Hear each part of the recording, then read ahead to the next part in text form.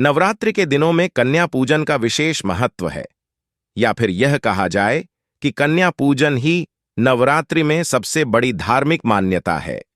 शास्त्रों के अनुसार नवरात्रि के 9 दिनों में कन्याओं को भोजन करवाने से मां दुर्गा प्रसन्न होती हैं और मनोकामना पूरी करती हैं। कन्या पूजन में कन्याओं के माध्यम से माता तक भक्तों के द्वारा कराया गया भोजन पहुंच जाता है। पुराणों में वर्णन मिलता है कि कन्या पूजन के लिए 3 से 9 वर्ष की कन्याओं को ही आमंत्रित करना चाहिए। इससे अधिक उम्र की कन्याओं का चुनाव नहीं करना चाहिए। कन्या पूजन से माता बहुत प्रसन्न होती हैं। पूजन, हवन, दान से भी अधिक प्रसन्नता माता को कन्या पूजन से मिलती है। कन्या पूजन के लिए शास्त्रों में बताया गया है कि 3 साल की कन्या को भोजन करवाने और पूजन करने से त्रिदेवी लक्ष्मी, सरस्वती और काली की पूजा का फल मिलता है। इससे तीनों देवियों प्रसन्न होकर आशीर्वाद देती हैं। कन्या पूजन में 4 साल की कन्या का पूजन करने और उन्हें भोजन करवाने से बड़ा ही कल्याण होता है। इनकी पूजा से देवी सुख समृद्धि प्रदान करती हैं। इस उम्र की कन्या को कल्याणी देवी मानते हैं।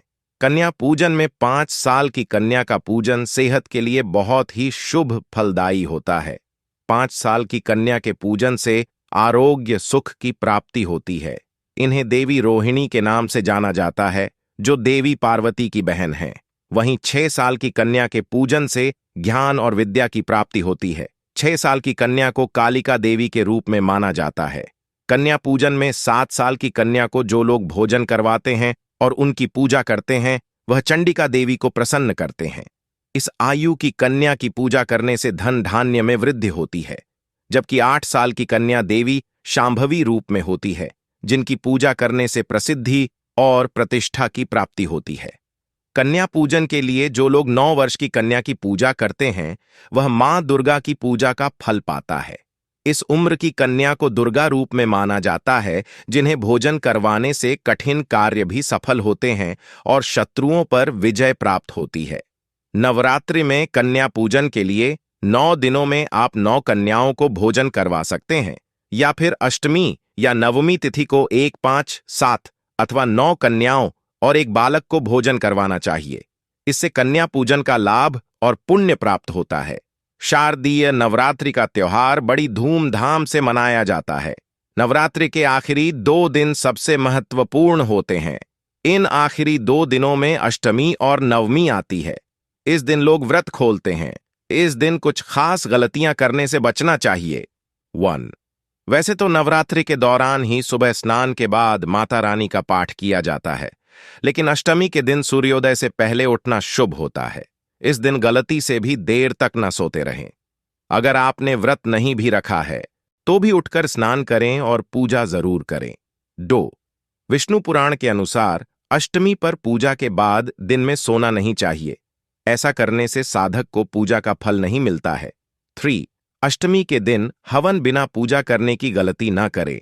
हवन किए बिना नवरात्रि की पूजा अधूरी मानी जाती है। ध्यान रखें कि हवन करते वक्त आहुति की सामग्री कुंड से बाहर ना जाए। 4. नवरात्रि की अष्टमी पर सच्चे मन से मां दुर्गा की आराधना करें। चालीसा मंत्र या सप्तशती पढ़ते हुए बीच में किसी दूसरे से बात ना करें। ऐसा करने से पूजा का पूरा फल नहीं मिल पाता है। इसके अलावा माता की चौकी का समापन भी पूरे विधि विधान से करना चाहिए। 5. अगर आपने अष्टमी का व्रत रखा है तो नवमी के दिन कन्या पूजन से पहले कुछ भी ना खाएं। कन्या पूजन और उन्हें विदा करने के बाद ही व्रत का विधिवत पारण करें। इससे माता रानी की कृपा बनी रहती है और उनका आशीर्वाद प्राप्त होता है। 6. अगर आपने नवरात्रि के पूरे व्रत रखे हैं तो आखिरी दिन किसी भी तरह की हड़बड़ी ना दिखाएं। कई लोग अष्टमी पर रात 12 बजते ही व्रत पारण कर लेते हैं, जो कि गलत है। नवमी के दिन सुबह पूरे विधि विधान के साथ ही व्रत खत्म करें।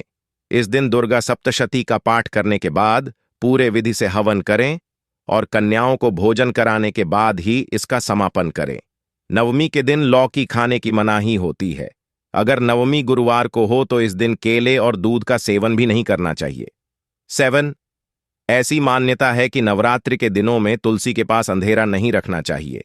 अष्टमी के दिन तुलसी के पास 9 दिए जलाकर उनकी परिक्रमा करनी चाहिए। इससे घर परिवार में सुख समृद्धि आती है। 8. अष्टमी पर नीले या काले रंग के वस्त्र पहनने से बचें। इस दिन पीले या लाल रंग के वस्त्र पहनना शुभ होता है। नवरात्रि खत्म होने के बाद कलश को कैसे उठाएं और नारियल और जवारे का क्या करें, इस वीडियो में हम आपको बताएंगे। तो जैसा आप लोगों को पता है, शारदीय नवरात्रि 15 अक्टूबर 2023 को शुरू हुआ था, जिसका समापन 23 अक्टूबर 2023 को है। इस दौरान भक्त शक्ति की देवी मां जगदम्बा के 9 रूपों की पूजा करते हैं। ये तो सभी जानते हैं कि नवरात्रि के पहले दिन कलश स्थापना या घट स्थापना के साथ नवरात्रि की शुरुआत होती है। इस दौरान एक कलश के ऊपर नारियल रखकर कलश स्थापना या घट स्थापना होती है। लेकिन क्या आप जानते हैं कि नवरात्रि के बाद इस नारियल और कलश के पानी का क्या करते हैं? ज्योतिष शास्त्र के अनुसार जैसे श्रद्धापूर्वक कलश स्थापना की जाती है, उसी तरह इसे हटाना भी जरूर होता है, क्योंकि नवरात्रि समाप्त होने पर नारियल या कलश के पानी का गलत तरह से इस्तेमाल करने से पूजा का फल नहीं मिलता है और व्यक्ति कई तरह की परेशानियों से घिर जाता है। कलश में रखे नारियल का क्या करें? पूजा स्थल में रखें। कई लोग नवरात्रि समाप्त होने के बाद कलश का पानी नारियल और इसमें रखे चावल गलत तरह से हटाते या प्रयोग कर लेते हैं, लेकिन ऐसा करने से उन्हें 9 दिन की पूजा का फल नहीं मिल पाता। बता दें कि कलश पर रखे नारियल में माता रानी की विशेष कृपा होती है, इसलिए नवरात्रि के बाद इस नारियल को लाल रंग के कपड़े में लपेटकर पूजा स्थल पर रख देना चाहिए। इससे मां प्रसन्न होती हैं और मनोकामनाएं पूर्ण करती हैं। प्रसाद के रूप में करें। ग्रहण शास्त्रों के अनुसार नवरात्रि में स्थापित कलश के ऊपर रखे नारियल को 9 दिन बाद विधि विधान से हटाना चाहिए। आप इसे नदी या बहते पानी में प्रवाहित कर सकते हैं, या फिर बेहतर होगा कि आप इसको प्रसाद के रूप में कन्याओं को बांटें और स्वयं भी इसका सेवन करें। इससे सुख समृद्धि मिलती है। चावल करें। प्रवाहित बता दें कि हिंदू धर्म में पूजा पाठ के बाद पूजा की सामग्री को जल में प्रवाहित करना सबसे उत्तम माना जाता है, चाहे वह नारियल हो, कलश के नीचे रखे चावल या फिर अन्य चीजें। नवरात्रि के बाद सभी को जल में प्रवाहित जरूर करना चाहिए। इससे कोई दोष नहीं लगता और पूजा का संपूर्ण फल प्राप्त होता है। इसके अलावा कलश के पानी को पूरे घर में छिड़कें और कलश में अगर आपने सिक्का रखा है तो उसे लाल कपड़े में लपेटकर तिजोरी में या पैसे रखने वाले स्थान पर रख दें। नवरात्रि के बाद या तो हम कलश को उठाकर उसके पानी को किसी पेड़ में डाल देते हैं, और उसी तरह हम ज्वार के भी 2-3 पत्ते तोड़कर किसी पीपल के पेड़ के नीचे रख देते हैं अथवा किसी बहते हुए पानी में विसर्जित कर देते हैं। लेकिन आजकल तो हम लोग कुछ अन्य कारणों से इन्हें बहते हुए पानी में भी विसर्जित नहीं कर पाते हैं, क्योंकि आजकल नदियों में इस प्रकार की वस्तुओं को डालने पर सरकार की तरफ से रोक लगाई हुई है, और इसी कारण हम लोग कई बार कसमस में पड़ जाते हैं कि इन ज्वारों का क्या करें और इस कलश के पानी का क्या करें। सबसे पहले हम अष्टमी अथवा नवमी के दिन पूजा करने के बाद जब हम कलश को अपनी जगह से हटाते हैं तो सबसे पहले हम आम के पत्तों को कलश से अलग कर देते हैं। उसके बाद नारियल को तोड़कर उसकी गरी निकालकर हम लोग प्रसाद के रूप में सबको बांट देते हैं। जिन कन्याओं को हम लोग भोजन कराते हैं उनके भोजन के साथ भी हम उसे प्रसाद के रूप में परोस देते हैं, तथा इस कलश के जल को आम के पत्तों की मदद से अपने घर में छिड़क देते हैं, जिससे हमारे घर की जितनी भी नेगेटिविटी है वह दूर हो जाती है और अच्छी एनर्जी हमारे घर में आने लगती है।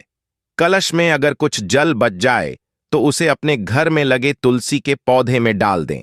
यदि किसी कारणवश तुलसी का पौधा आपके घर में नहीं है तो आप किसी भी पवित्र पेड़ में वह जल डाल सकते हैं। इसके बाद कलश स्थापना के दौरान हम लोग कलश में जो सिक्का डालते हैं उसे निकालकर अपनी तिजोरी अथवा धन रखने की जगह पर किसी लाल कपड़े में बांधकर रख लीजिए। यह सिक्का आपके घर में समृद्धि लाता है। आप जहां भी उस सिक्के को रखेंगे उस जगह पर पैसे की कभी कमी नहीं रहेगी। नवरात्रि के दौरान ज्वारों का बहुत ही बड़ा महत्व होता है, क्योंकि ज्वारे तो सभी लोग बोते हैं, लेकिन सभी लोगों के द्वारा बोए गए ज्वारे एक जैसे नहीं होते हैं। सब लोगों के ज्वारे की ग्रोथ भी अलग अलग होती है। किसी के ज्वारे बहुत अच्छे होते हैं और किसी के ज्वारे छोटे होते हैं। ज्वारों को इस तरह से होना अपने आप में शुभ और अशुभ का सूचक भी होता है। यदि आपके ज्वारे ऊपर से हरे हैं और नीचे से सफेद हैं तो यह शुभ संकेत होता है। इससे माना जाता है कि हमारा आने वाला समय बहुत ही अच्छा होगा। छोटे और अच्छी दशा में ज्वारे नहीं होने के संकेत से माना जाता है कि हमारे जीवन में आने वाले दिन परेशानियों वाले हो सकते हैं। नवरात्रि के बाद हम ज्वारों में से कुछ पत्तियों को खींचकर बाहर निकाल लेते हैं और उन पत्तियों को घर में बने मंदिर में रख दें। ऐसा करने से ये ज्वारे अभिमंत्रित हो जाते हैं और जब हम पूजा की समाप्ति के बाद इन ज्वारों को उठाकर या तो आप अपनी तिजोरी में रख लीजिए अथवा किसी पवित्र स्थान पर रख दें। इसके बाद हम लोग पून 3, 5 अथवा 7 की संख्या में निकालें और फिर आपके घर भोजन करने आई कन्याओं की थाली में परोस दें। इसके बाद आप ज्वारे के बर्तन से ज्वारे के ग्रीन भाग को काट लें और जूसर मिक्सर में डालकर इसका रस बना लें और ज्वारे के इस रस को प्रसाद के रूप में अपने घर परिवार के सदस्यों में वितरित कर दें। नवरात्रि खत्म होने में बस अब 2 दिन बाकी हैं। अंतिम चरणों में यानी अष्टमी व नवमी के दिन आप कुछ ऐसे उपाय कर सकते हैं जिन्हें करके मां महागौरी और सिद्धिदात्री मां जीवन की समस्याओं को दूर कर सकती है। इन 2 दिन रवि पुष्य योग, सर्वार्थ सिद्धि योग आदि कई ऐसे बड़े योग भी बन रहे हैं जिसमें पूजा अर्चना करने के साथ साथ कुछ उपायों को करने से माता की कृपा होती है।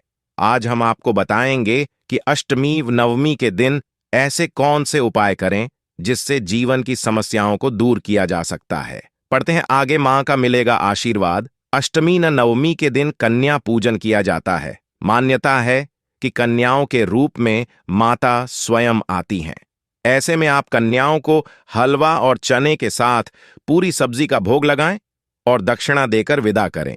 ऐसा करने से मां सुखमय और आर्थिक संकट दूर होने का आशीर्वाद देती है। आर्थिक समस्या होगी दूर। नवरात्र की अष्टमी या नवमी बेहद शुभ होती है। ऐसे में आप दुर्गा मां का गंगा स्नान करवाएं। इससे आर्थिक स्थिति दूर होती है। इसे अलग पूजा के दौरान पीले रंग की कौड़ियां और शंख की पूजा करने से भी धन प्राप्ति का आशीर्वाद मिलता है।